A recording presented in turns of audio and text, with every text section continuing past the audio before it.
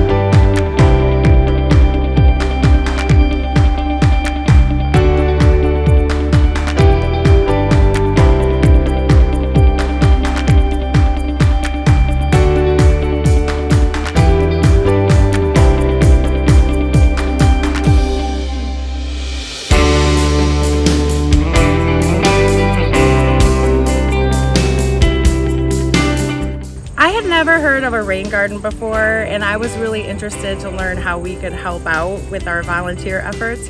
Burns Park in Ann Arbor, where we're located today, is one of 60 rain gardens in the area, and it is strategically placed by the roadways so that it can filter out the contaminants in the rainwater before it gets to the ground.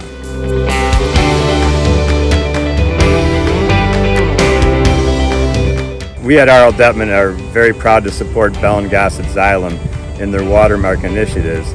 My wife Michelle and I enjoyed this activity because we were able to spend more time with our fellow employees and their families. And we hope that we accomplished something today, and we're also able to spread the word on water conservation. Here at R.L. Deppmann, we feel it is important to give back to the community, since we are a leader in Michigan and Northern Ohio representing Bell & Gossett and Xylem.